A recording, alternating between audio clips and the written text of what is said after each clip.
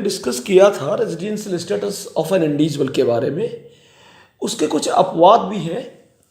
जो मुख्य शर्त है उसकी, एक इंडिविजुअल को रेजिडेंट होने के लिए उसमें दो मुख्य शर्तें हैं।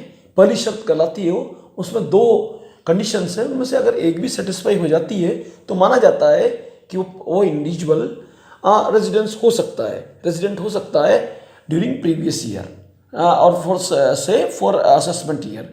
हम यहाँ पर डिस्कस कर रहे हैं असेसमेंट ईयर 2020-2021 के लिए, एक इंडिविजुअल के लिए कि वो रेजिडेंट हो सकता है नहीं हो सकता है, और हम कर चुके हैं इसके बारे में डिस्कस। लेकिन जो 2020-21 का जो असेसमेंट ईयर है उसका प्रीवियस ईयर है 2019-20, यानी 1 अप्रैल 2019 से लेके स्टार्ट होता हुआ फाइनेंशियल ईयर जो 31 मार्च 2020 को समाप्त हो रहा है। उस पीरियड का यहाँ पर मेन डिस्कशन होता है कि उस पीरियड में कितना इनकम हुआ।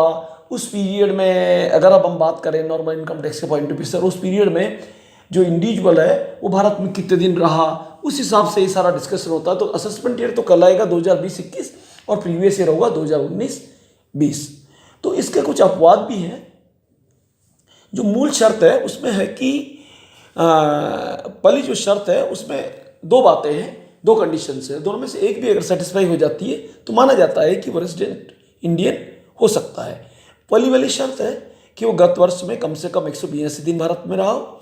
दूसरी वाली शर्त है वो गत वर्ष में कम से कम 60 दिन भारत में रहा हो और साथ ही साथ गत वर्ष से पूर्व के 4 वर्षों में 365 दिन भारत में रहा हो। यहाँ पर बात यह है कि जो ये दूसरी वाली शर्त है, गत वर्ष में कम से कम 60 दिन भारत में रहा हो और गत वर्ष से पूर्व के 4 वर्षों में 365 दिन भारत में रहा हो। यहाँ पर जो अपवाद है उसमें ये जो दूसरी वाली शर्त है, दोनों में से एक शर्त पूरी करनी पड़ती है। वो दूसरी वाली जो शर्त है वो भी 60 के स्थान पर 182 दिन की हो जाती है अपवादों की स्थिति में। अपवाद क्या है, हम इसके बारे में डिस्कस करते हैं।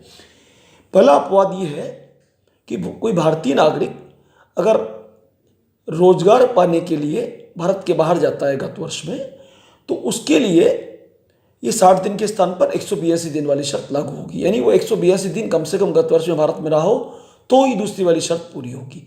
साथ ही साथ अगर कोई भारतीय जहाज का क्रू मेंबर है, वो भी क्रू मेंबर के रूप में भारत से बाहर जाता है गत वर्ष में, तो उसके लिए भी 60 दिन के स्थान पर 182 दिन वाली शर्त लागू होगी। यानी सेकंड शर्त में भी 182 दिन हो जाएंगे। कहने का मतलब यह है कि अगर वो 182 दिन से कम भारत में रहा है गत वर्ष में, ये इस तरह की जो सिचुएशन है वो वाले लोग, तो फिर वो रेजिडेंट नहीं हो सकते, फिर वो नॉन रेजिडेंट ही होंगे।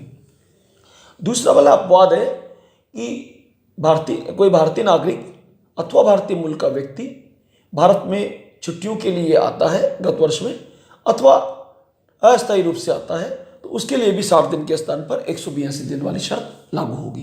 कहने का मतलब इन सब सिचुएशंस में सेकंड कंडीशन में 182 दिन मिनिमम और पहली कंडीशन में भी 182 दिन मिनिमम। तो कहने का मतलब अगर वो 181 दिन भी भारत में रहा है तो फिर वो निवासी भारत में नहीं हो सकता। उसको टैक्स में कंपैरेटिवली चांसेस है कि बेनिफिट मिलेगा टैक्स लाइबिलिटी में, अपन ये कह सकते हैं।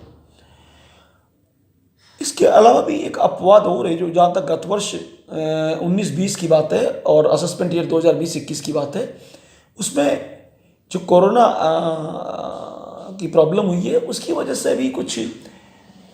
अरे आप बात करोगे। पर मूलतः सामान्य जो अपवाद है वो हमने डिस्कस किए। जो भारतीय नागरिक के लिए 60 के स्थान पर 182 दिन, और दूसरा हमने किया क्रू मेंबर्स जहाज का, जो भारतीय जहाज का है उसके लिए। तीसरा हमने डिस्कस किया भारत में आने वालों के लिए इंडियन ओरिजिन का पर्सन और भारत का नागरिक, वो जो छुट्टियों में आते हैं या टेम्परेरी आते हैं उनके लिए वो मूलतः 60 के स्थान पर 182 दिन वाली बात, वही मूल अपवाद है।